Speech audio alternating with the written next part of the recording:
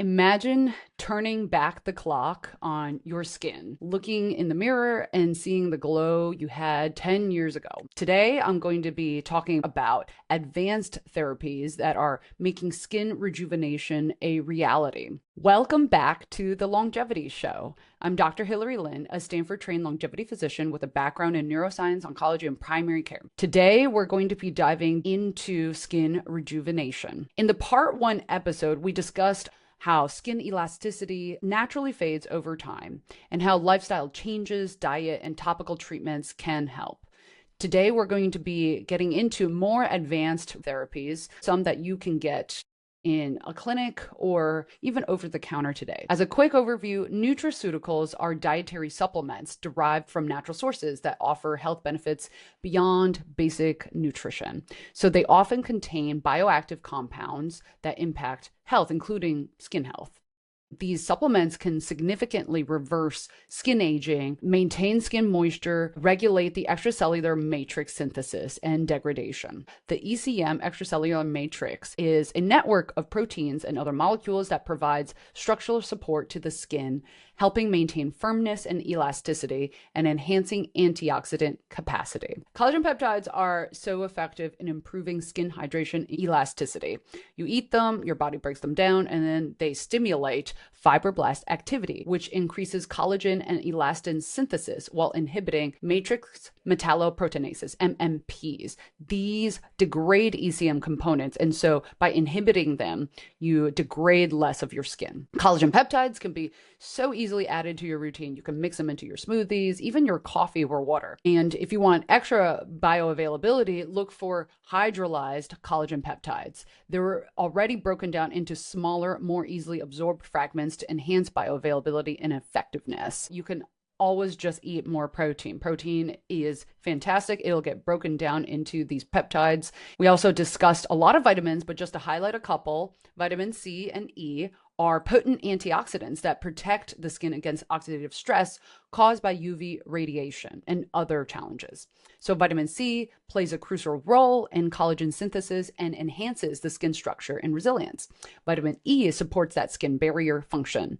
And foods that are rich in both of these, because I highly recommend you get these vitamins actually through food when possible, rather than paying extra money to get the supplements. So the foods rich in vitamin C include citrus fruits, bell peppers, and strawberries, and vitamin E can be found in almonds, sunflower seeds, and avocados. Polyphenols and flavonoids are also incredible antioxidants found in various plant-based foods. So flavonoids are a specific type of polyphenol that are anti-inflammatory and antioxidants. They're found in green tea, berries, and grapes. They can really help maintain that skin moisture and protect against UV damage. Just as a little dive, green tea extract contains something called epigallocatechin 3 gallate, EGCG. This is a powerful polyphenol that helps modulate the signaling pathways involved with ECM synthesis and degradation. For a quick boost, just include some green tea, some dark berries, and if you would like, some resveratrol that's found in grape skin and your diet. We also quickly discuss hyaluronic acid. So people probably can recognize these from all of their skin creams, and it actually is quite helpful. It can hold 1,000 times its weight in moisture.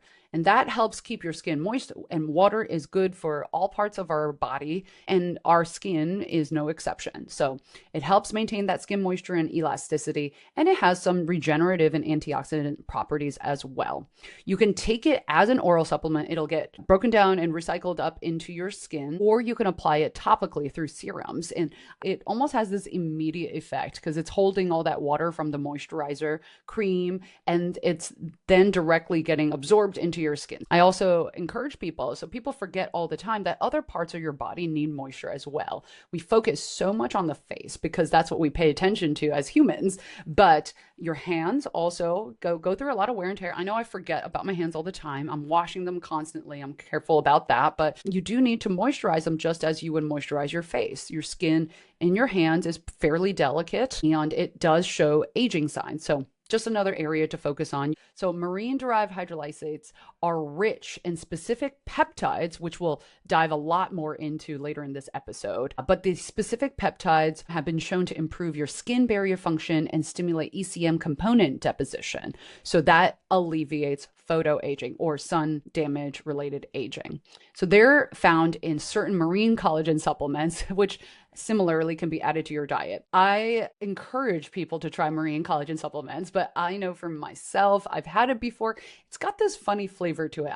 Perhaps adding it to a savory dish is the way to go because it definitely has a little bit of that marine flavor to it. So, but it's amazing for you. It can be on the expensive side. So again, if you just want to cut costs, go more natural, just get your protein, eat your marine foods. A couple of more advanced topics. One compound that can be incorporated into diets or applied topically is something called oroxylin A. This is a flavonoid extracted from the herb Scutellaria bicelensis. The flavonoids are known for their antioxidant activity, and oroxylin A has been found to activate the SIRT1 pathway. This is a key regulator of cellular health and longevity. So just as a quick overview of oxidative stress occurs when there's an imbalance between the free radicals so these are unstable molecules that can damage cells and the body's ability to neutralize them.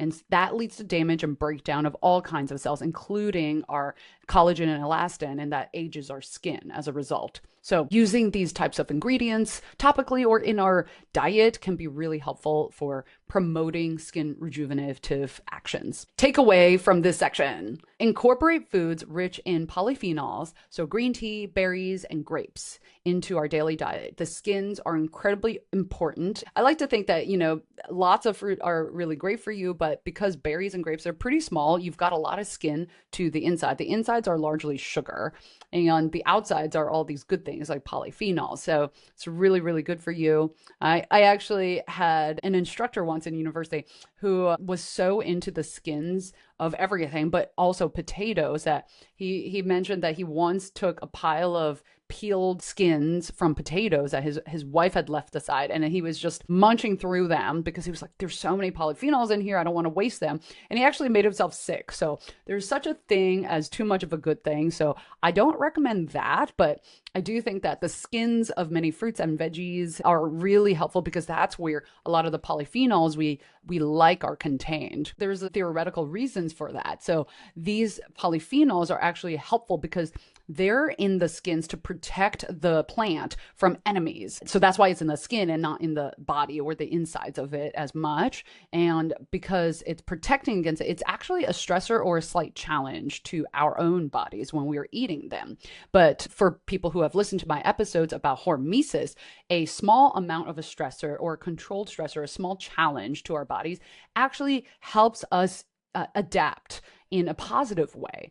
If you have way too many, you'll get sick. There's such a thing as too much of a good thing. It can cause poisonings or other injuries. So this can happen whether it's a food product or if it's a type of exercise, a physical action. So you always want to have the right dose of a stressor, a challenge, or any type of intervention. And polyphenols tend to be just the right amount.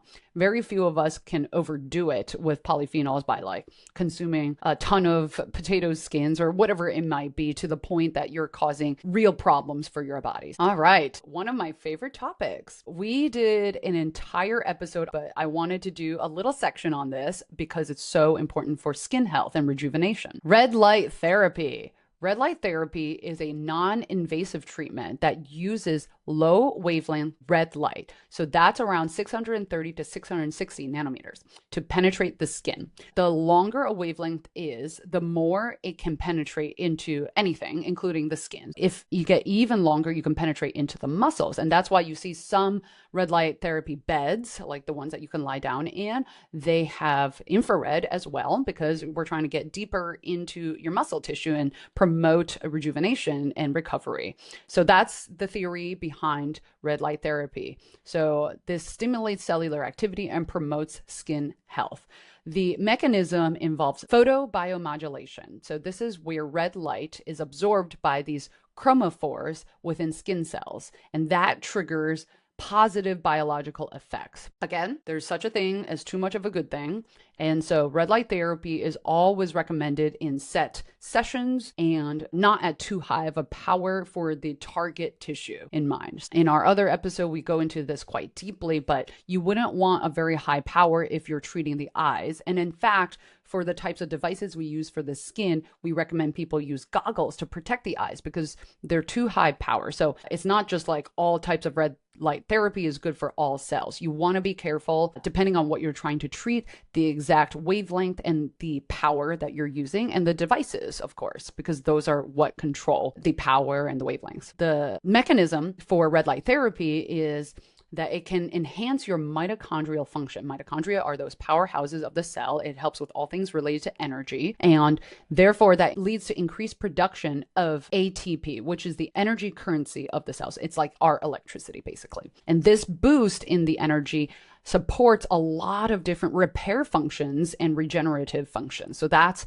the theory behind how it's working. It also can help with collagen synthesis and MMP regulation. So like I've talked about before, skin elasticity is largely governed by the condition of your collagen and elastin, and it gets broken down by MMPs. So our red light therapy can upregulate the synthesis of type 1 collagen and downregulate MMPs. These are the enzymes that degrade collagen. So this helps maintain and restore the structural integrity of the skin. Red light therapy can also enhance the expression of antioxidant enzymes. So back to oxidative stress and antioxidant, which reverses oxidative stress. So these enzymes include catalase, and it also mitigates damage caused by UV radiation, other environmental factors. We get so many challenges and stressors from everywhere in our lives. And that's why our skin is so important, because it's usually the first barrier of defense for everything from bacteria all the way to UV radiation. So you do want to take care of it. It may seem that it's only cosmetic, but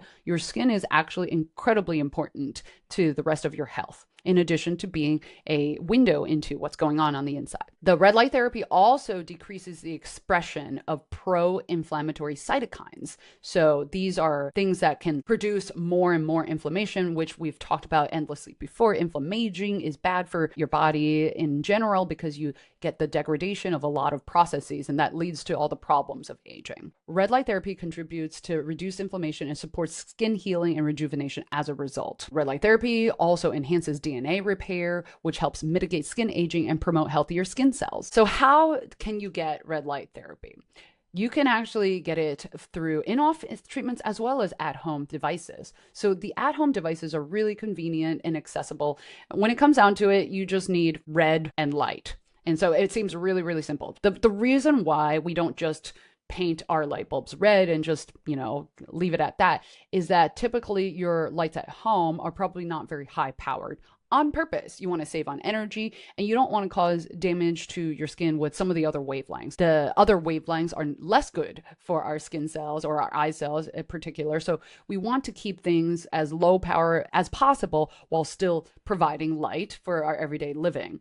But these therapeutic red light therapy devices are a bit higher power, and they're shaped in such a way to help provide the amount of therapy that you need for each part of your skin. I've seen everything from face masks to face caps. We've talked about that for hair growth. It can be really helpful. People can even buy a body wrap, almost like a sleeping bag that's filled with red lights if you want to lie down in essentially a pod at home. Or in clinic settings, there's usually these clinic grade ones where you lie down naked in this red light bed, and hopefully someone is coming around and cleaning these afterward, of course, but that can be a really efficient way to get red light therapy all around your skin, and especially for deeper penetration for muscle rejuvenation. This is a lot more detailed if we go over in our red light therapy episode, but the main takeaway is you can do it at home, you can do it in a clinic. The clinic is going to be a bit more powerful in terms of devices because there are medical professionals who are observing and making sure that you aren't hurting yourself with the devices.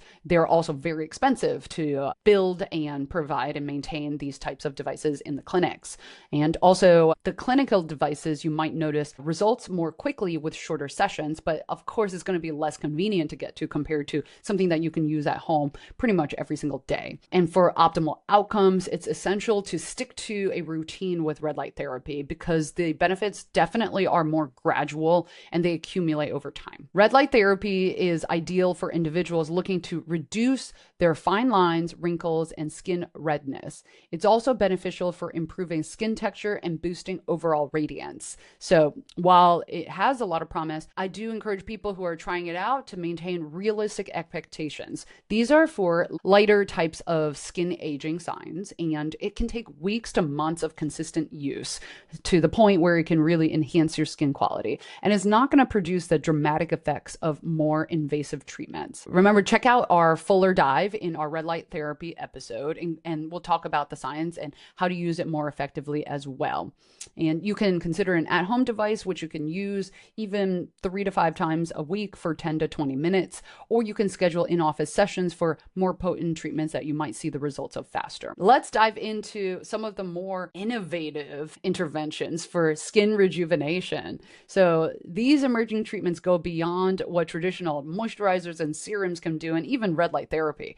We're looking to treat the biological root causes of skin aging for profound and long-lasting rejuvenation. And by targeting the fundamental processes of aging, these advanced solutions can help you achieve healthier, more youthful skin from the inside out. Peptides are so sexy right now, and for everything in longevity, from skin to your mitochondria to whatever else, you name it. They are more than just a marketing claim, though, and they are actually really essential for communication within our cells. And I'll talk a little bit about why.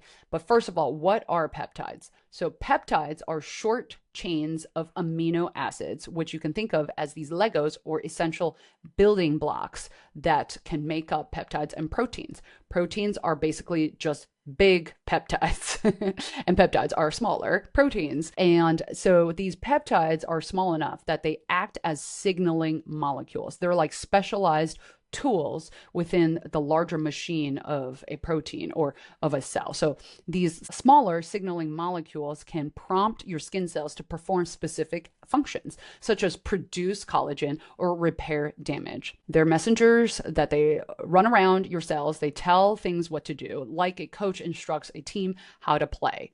And so you want to send specific signals, specific peptides, to tell your skin cells to do specific things. So it's not just like you can throw random peptides at something and expect positive outcomes. It is highly possible that you could introduce a negative peptide that does bad things. But of course, those aren't the ones getting sold in your skin creams. A couple of the ones that you might be able to find in products even today are GHK CU. So that's a copper peptide. So you can search for it under copper peptides. Copper peptide is known for its wound healing properties because it stimulates collagen synthesis. A lot of research around skin rejuvenation comes from wound healing because of obvious reasons. It also reduces inflammation and promotes skin elasticity and smoothness.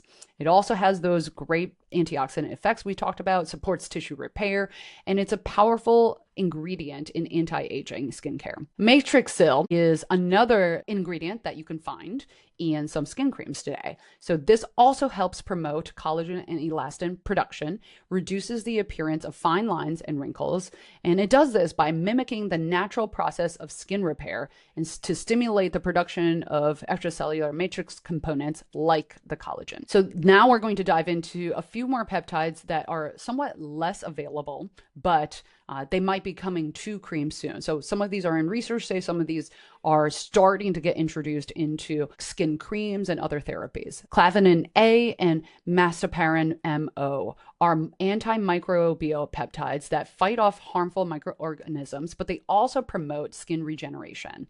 So they enhance the proliferation and the migration of your dermal fibroblasts and upregulate genes related to skin regeneration. So some of these, if you want to look them up, are Ki67, HAS2, and CXCR4. So these all contribute to a more youthful skin structure. There's a fun one called RLQN15, which is derived from frog skin secretions. So I know that sounds really ucky, but you know, if you think about it, I guess frogs have really smooth skin. RLQN15 accelerates our wound healing by activating the MAPK and SMAD signaling pathways. These are crucial for cell growth and tissue formation.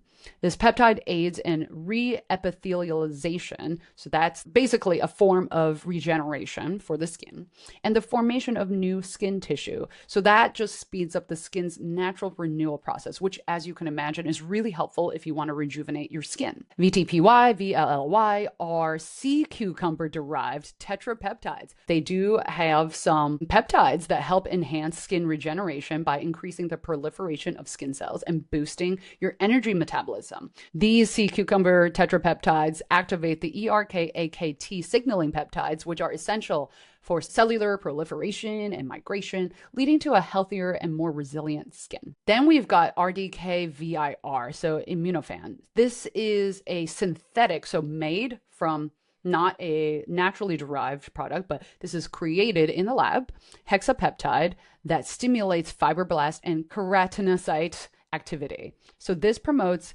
tissue repair and enhances skin regeneration, modulates immune responses, and helps your skin recover faster from damage. Like I mentioned, some of these are more or less available. So the copper peptide and Nutraceuticals are available in even over-the-counter skincare products. So you can search for them, find them in a lot of anti-aging serums and creams.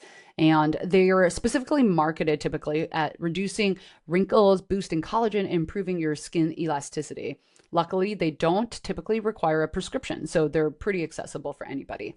The other ones that I mentioned are generally more specialized and not commonly found yet in commercialized products. So it's more in clinical research or in specialized formulations that might require some professional prescription or guidance. Senolytics are a category of compounds that come up over and again in the longevity world. And yes, they are absolutely helpful for the skin as well. Senolytics are compounds that have promise in promoting skin health by specifically targeting senescent cells. So senescent cells are those damaged old cells that really should retire and go away, but they're just taking up space and oozing bad toxic vibes that can damage other cells, unfortunately. So we need to get rid of them, we need to clean them up, and that's what Senolytics do. So we got to clean up these zombie cells, because if we don't, they lead to wrinkles, they lead to aging of the skin, lead to loss of elasticity and dullness. Senolytics work by selectively eliminating harmful senescent cells and allow healthier cells to thrive. And by removing senescent cells, the skin can reduce inflammation, which can help improve its regenerative capacity and enhance the overall skin texture and appearance. So this approach addresses the aging at a cellular level, which is really important. I always try to go for root cause solutions. And this is a really, really powerful tool for anti-aging. Resibufogenin is a component of toad venom. This has been identified as a novel senolytic compound, and studies have shown that it does induce selective apoptosis or cell death for these zombie cells via the caspase-3 mediated pathway. And it doesn't affect proliferating cells or the healthy cells. The studies that have been done in mice so far. So it's still preclinical. It's not yet up to human use, but it's really promising. Quercetin is something we've talked about a couple of times on the longevity show before. So this is a plant flavonoid. We find it in apples and onions and berries, and it has really strong antioxidant and anti-inflammatory properties. It's one of the most well-researched natural senolytics, and it clears senescent cells and reduces inflammation, and it can do so for your skin as well. Quick combo, dasatinib and quercetin together have been used for significant efficacy for clearing senescent cells as well. You do need prescriptions to get these because they're not available over the counter. Fisetin is another senolytic we've talked about before, and it's found in strawberries. So you could just eat a ton of strawberries, which I love. Try to go for the organic strawberries, or at least the stuff that's grown indoors so it doesn't have pesticides, because strawberries are thin-skinned fruits. And unfortunately, chemicals that are applied to thin-skinned anything can get absorbed a lot more, and then you can accumulate high concentrations of harmful chemicals. Fisetin, powerful senolytic with strong antioxidant capabilities. Fisetin not only clears the senescent cells, but it even supports collagen production. So that's two different actions that can help you with your youthful looking skin. Navitoclax, so that's ABT263 and also something called ABT737. These are compound names, which is why they have fun letters and numbers. These are senolytic agents that have also been shown to selectively clear senescent dermal fibroblasts. So that's regardless of what method the senescence has been induced. Treatments with these drugs in mice has resulted in increased collagen density, epithermal thickness and keratinocyte proliferation, along with reducing those zombie cells as well. This is another fantastic research grade compound. We've got FOXO4-DRI, which is another synthetic peptide. So we talked about peptides. So this is a synthetic peptide that is a senolytic as well. And it disrupts the interactions between something called FOXO4 and P53, which leads to elimination of those zombie cells. And then apolipoprotein D targeting antibody drug conjugates. So this is a mouthful, but essentially there's a novel approach using antibody drug conjugates to target senescent cell markers like ApoD.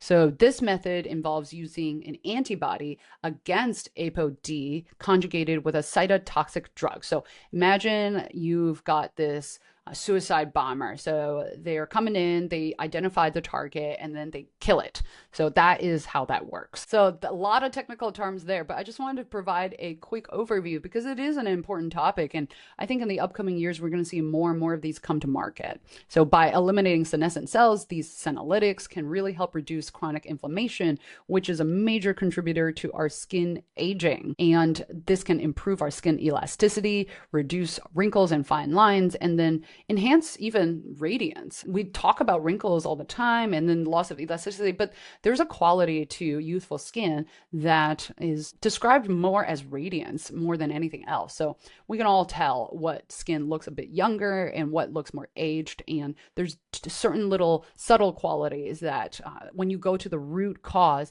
it can really help with. So quick recap of what you can do: include foods rich in some of these natural senolytics like apples, onions, and strawberries. That can be really helpful. And also, if you want to explore some of the more clinical grade senolytics, talk to a healthcare professional. Hormones are so big in the world of longevity, and it's no different for skin health as well. So hormone therapy or hormone replacement therapy can be a game changer for rejuvenating your skin, especially as you age. This topic is going to orient a little bit more for our female listeners, and the only reason is because we don't fully understand how to control for extra estrogen in male subjects as well. And estrogen is the primary compound in hormone therapy that boosts our skin youthfulness. I'm going to talk about some other hormones too, so don't drop off just because you're male, but I just wanted to make that quick note that we don't have enough studies or products to understand how to safely deliver estrogen for males without overdoing it in terms of estrogen doses. In the female population, during menopause, the drop in estrogen levels leads to thinning skin, decreased collagen, and reduced elasticity. And that contributes to all of those visible signs of aging. So HRT, and particularly estrogen, can help reverse these changes. So estrogen plays a key role in maintaining skin thickness, collagen content, and hydration. And by supplementing the body with estrogen and sometimes progesterone, HRT can help restore hormone levels, which in turn improves skin structure and function. Systemic estrogen therapy has been shown to boost collagen production, improve skin elasticity, and enhance hydration. So that reduces the wrinkled look and makes the skin look a lot more vibrant. Topical estrogen can also be a highly effective and safer alternative to oral therapy for some patients as well. So work with a healthcare provider on this because the details do matter. So to dive a little bit deeper into the mechanism, estrogen stimulates collagen production, which keeps the skin firm and smooth. And people on HRT often have higher collagen levels that reduces those wrinkles. It also increases the production of substances like hyaluronic acid, which, as we mentioned, helps the skin retain moisture better. So that's more hydration and a plumper, more radiant complexion. We also get thicker skin and better elasticity as well. So that's really important for reducing sagging and keeping the skin looking youthful. There's a lot of research in this, actually. I know that even physicians are not aware sometimes about how old and strong some of this research is. So topical estrogen creams have been shown to significantly improve all of the above, the skin youthfulness is set, essentially, without the side effects of oral HRT for people who want to be a little bit more cautious. The current thinking in the longevity world really is that when possible, you want to try and get the topical doses of estradiol and estrogen in general, because there's a lot of benefits essentially and less risks of the adverse effects. It's not for everyone because you do have to wear a sticker, and if you're a highly active person or go sauna or swimming, it might fall off your skin. So, but I just wanted to make a quick note that the current thinking is that when possible, topical estrogen is preferred over the oral estrogens just due to the risk profile. The studies have shown that topical estradiol can increase both type 1 and type 3 collagen and outperforms other topical agents like genistein, which is a soy isoflavone or a phytoestrogen. And the topical estradiol and estriol, so that's just a different form of estrogen, have also been found to improve skin elasticity, firmness, and hydration and reduce the wrinkle depth and pore size. Interesting, right? So if anyone out there has been wondering, like, why is it that my pores seem to be growing? Well, that is yet another fun side effect of aging. So great fun.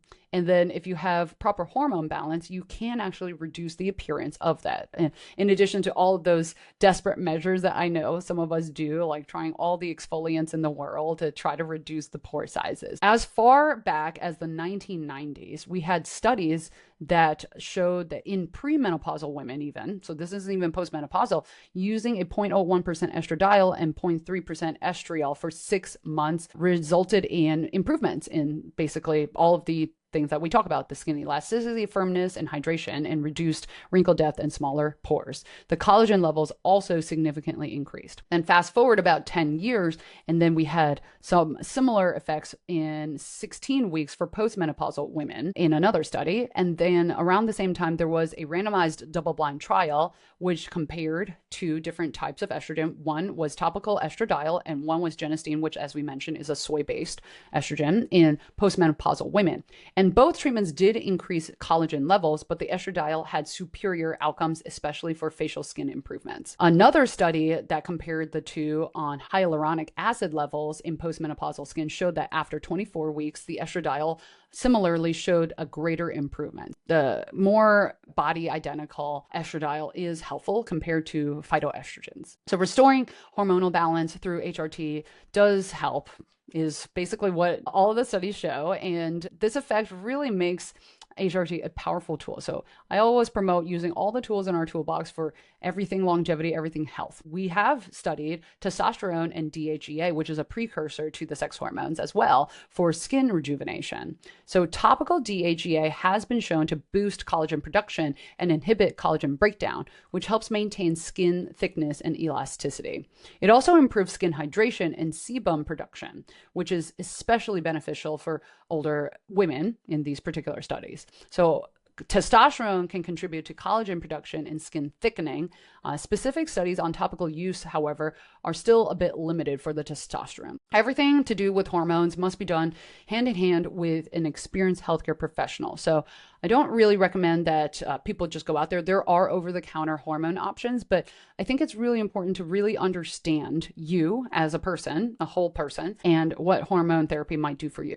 I think HRT is really, really helpful for lots of people, and I think it should be used way, way more. Apparently, only 4% of women even try HRT, which is a travesty, really. But I think it's really important to go through this journey with a medical professional. It's not something that you want to DIY, even if it is available over the counter. So we love the mitochondria in longevity. And of course, there are mitochondrial therapies for skin health and rejuvenation as well.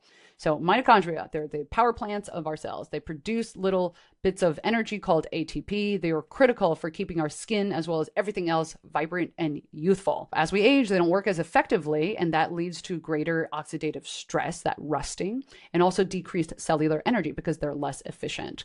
This decline contributes to the visible signs of skin aging, like the wrinkles and the dullness that we talked about. So we already talked about one mitochondrial therapy. So remember, we discussed photobiomodulation, red light therapy, which is a form of PBM. And this low-level laser therapy uses those specific wavelengths of light to stimulate mitochondrial activity. And that helps balance out the redox states in our skin cells. So it gives your skin a little power boost with light, and it helps our mitochondria work more efficiently. And that is very, very helpful for skin and other cell types of rejuvenation. Another type of mitochondrial therapy that is readily available, and you've probably even seen this, but maybe not knew what it was in your skin creams, is nicotinamide or niacinamide. So nicotinamide is a powerhouse ingredient when it comes to mitochondrial health. So it's a form of vitamin B3, and it restores mitochondrial integrity, boosting the activity of mitochondrial complexes and promoting mitophagy. So remember, autophagy is self-eating, where you take away damaged cells, the old cells that you want to get rid of. Mitophagy is similarly the removal of damaged or aged mitochondria. So this whole process is like a cleanup crew, ensuring only the healthiest mitochondria stick around, which leads to improved energy levels and resilience in your skin. And the great news is that nicotinamide is so easy to access. It's available as an over-the-counter supplement, as a key ingredient in so many skincare products. Some of the related topics are NAD+ precursors. So nicotinamide is not alone. It's one of the primary precursors to NAD+, which is the molecule that in longevity we care a lot about for cellular energy. NAD+ declines as we age. This affects all of our cells, including our skin. And using NAD+ precursors like nicotinamide helps restore those levels, boost the mitochondrial function, reducing oxidative stress. So if NAD+ is fuel for our skin's power plants, you want to have enough, but not too much, to promote better function for our mitochondria. And clinical trials do support nicotinamide for reducing signs of skin aging and for treatment of hyperpigmentation as well. There's other NAD+ precursors, which we've spoken about in other episodes, like nicotinamide riboside, NR, as well, and NMN. So lots of different kinds, lots of research being done about how it's helpful. And in the skin, I do think that a lot of the studies are more for nicotinamide directly on the skin in a topical manner, but it's essentially another way that we can boost youthfulness in our skin. Let's explore now some of the more experimental therapies. They're still in the research phase, but because they may be coming to us really soon, I think it's important to just highlight them. Hydrogen sulfide delivery molecules, HS delivery molecules. So these are specialized shields for our skin cells, the hydrogen sulfide. So they're delivered through targeted molecules like AP39 and AP123, and they help preserve cellular energy production and promote the collagen production. So this helps shield our skin from UVA-induced damage and keeps us looking youthful. It's like adding another layer of defense to help our skin cells perform at their best. Then we've got artificial mitochondrial transplants. Imagine if you can give your aging skin cells a fresh battery. So that's the concept behind artificial mitochondrial transfer. And we can provide this energetic boost, reduce free radical production, add new genetic material to prolong the lifespan of skin cells. This is super research stage, but it's just so exciting that I thought it would be really cool to mention it here. We also have antioxidants that specifically target mitochondria called mitochondria targeted antioxidants. That's certain compounds like hydroxybenzoic acid-based compounds like emtobens. They specifically target oxidative stress within the mitochondria, and they help protect the cell's energy factories, maintaining better mitochondrial function and improving overall skin quality. So they're still in development, but I believe they're on their way to finding their way to mainstream skin therapies in the upcoming years. Actionable tip, I know there's a lot that we talked about that's still research stage, but you can incorporate nicotinamide into your skincare routine already. And if you are somebody who does want to try NAD+ precursors as a supplement, an oral supplement, it can be helpful too for energy overall, in addition to be helpful for your skin.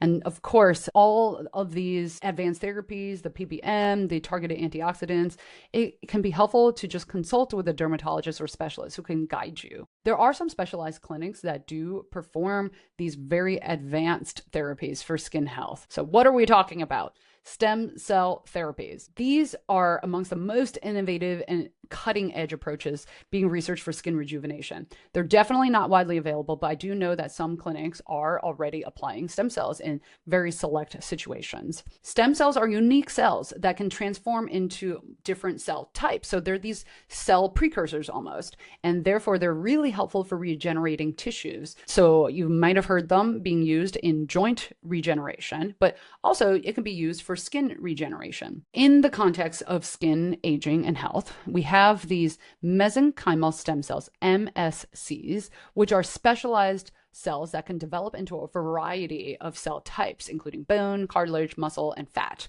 These are showing immense promise in research studies.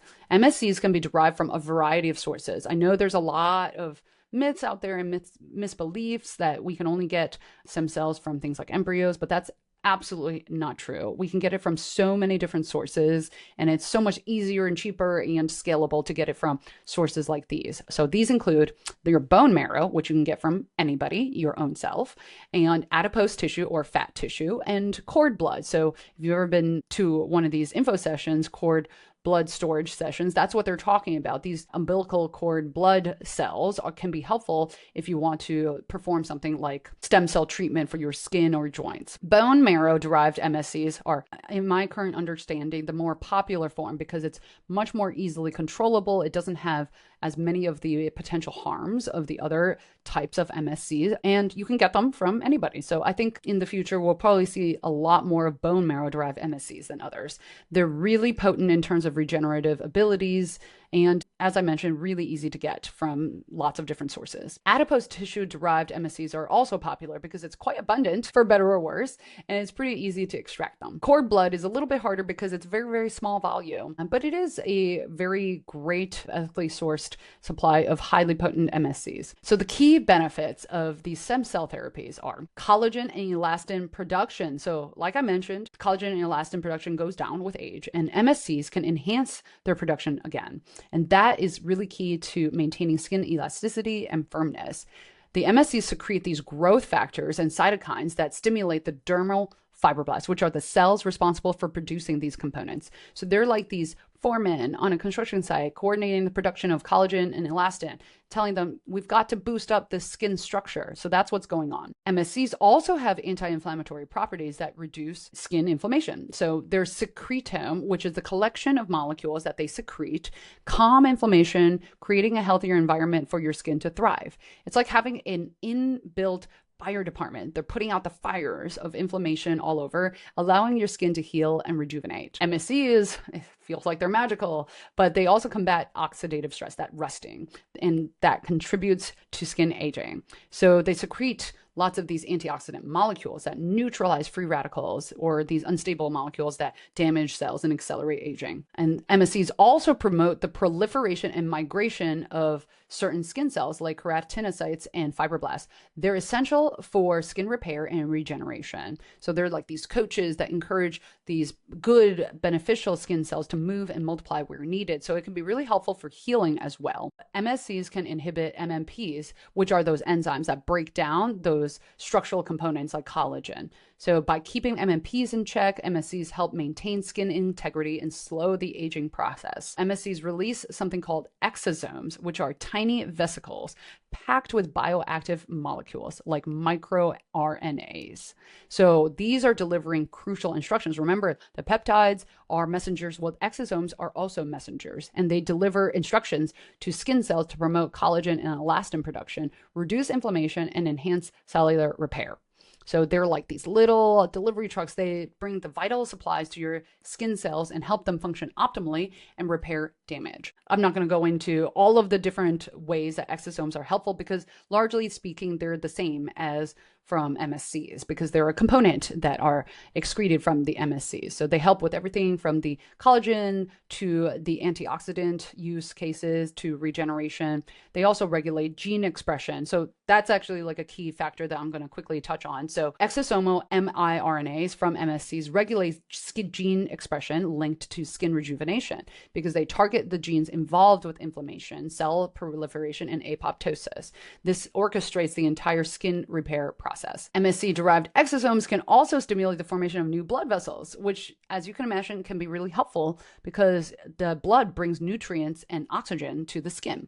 That's really vital for skin rejuvenation and repair. Stem cell therapies, particularly those MSCs that we talked about, those exosomes that we talk about, have immense potential for skin rejuvenation, boosting collagen, reducing inflammation, combating oxidative stress. But it is pretty much in the research stage. Just keep an eye out. These are going to be coming to the mainstream in the next 5 to 10 years. I think it's really exciting and it can produce a lot of more powerful, dramatic effects compared to what we currently have today. So today we cover some of the most innovative and promising therapies for skin rejuvenation. Everything from some of the supplements to the red light therapy to stem cell treatments. These advanced approaches offer really exciting potential to complement your foundational skincare routine. Don't forget your sunblock and your moisturizer because they affect the deeper root cause solutions that we need to promote better skin health and regeneration. Remember, as with everything in health and longevity, skin rejuvenation is not one size fits all. It's really essential to work with a trusted, experienced healthcare professional who can guide you in choosing the right therapies for your skin type. And a personalized approach is key when it comes to everything, especially these more advanced therapies. You don't want to overdo it. If you enjoyed today's episode, you want to stay updated on all things skin health and longevity, please support the podcast by following me on social media, all the platforms at Hillary Lynn MD. And don't forget to subscribe and leave a comment. Your support helps us continue to bring you the latest in longevity, science, and medicine. So thank you so much.